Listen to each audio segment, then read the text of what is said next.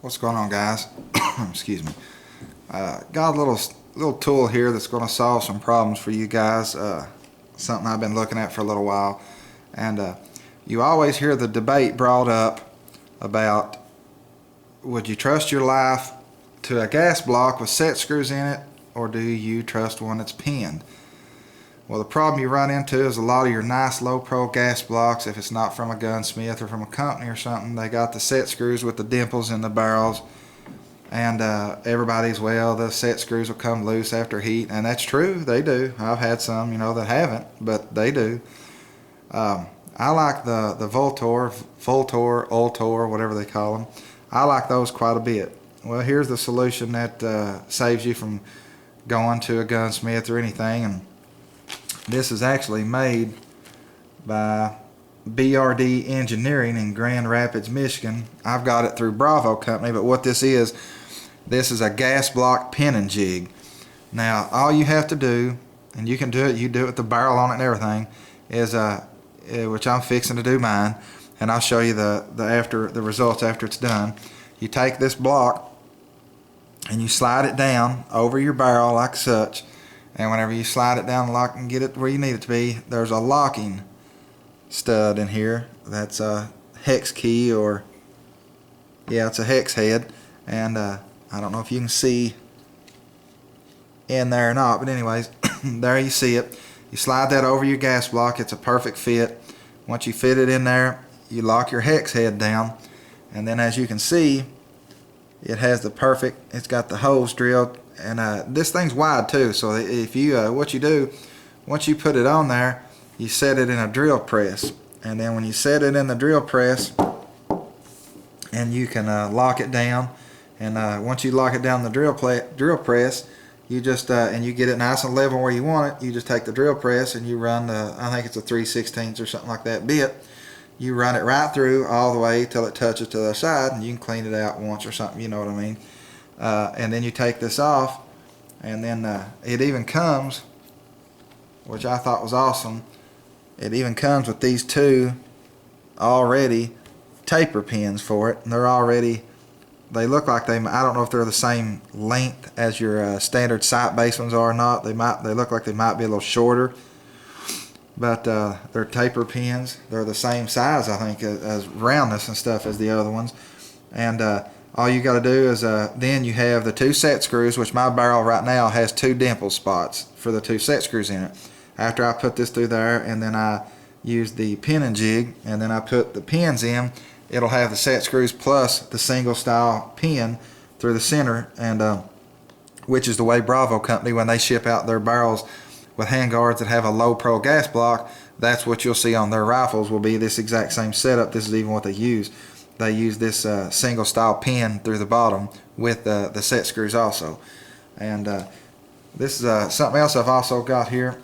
I've got a Gen 3 Glock 17 RTF that I like, but I'm actually hoping to acquire this evening or in the morning a new Gen 4 Glock 17. The reason why I want to show you this was Noopsy 23 had went and bought him one of the Gen 3 Glock 17 and went and bought him the threaded barrel and stuff for it, and he kind of beat me to it. I had been looking into this for a little while, but I wanted a Storm Lake stainless barrel, which is what you see here. Storm Lake makes some of the best stainless competition barrels that I've ever seen. A lot of your competition people, like Julie Golub and Smith & Wesson people, some of the biggest names out there are running Storm Lake products, and you don't realize it. But this here is, let's see if it says on it. I don't have my receipt with me. But I don't say the length on it, but it's 5 point something.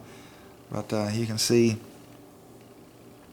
right there is the Storm Lake G17 9mm. Got the thread for a suppressor. This barrel is an expensive barrel. I got it at my local gun shop, which is Bud's Gun Shop, which I know I hear a lot of people talk bad about them, but I just so happen to be friends with a lot of people there because it's close to my hometown, so a lot of my friends work there. They treat me right, give me a lot of the good deals and a lot of good service, so I'm not gonna kick them any.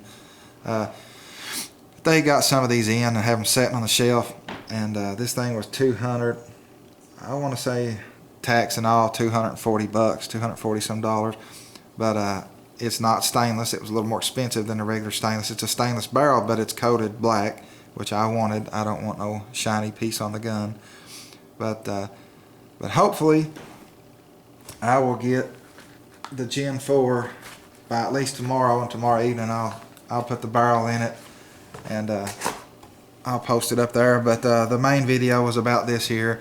I'll tell you one more time. It was by BRD Engineering out of Grand Rapids, Michigan. You can either look on Bravo Companies USA's website, or you can go to www.brdengieering.com and look up their VLTOR gas block pin drilling jig.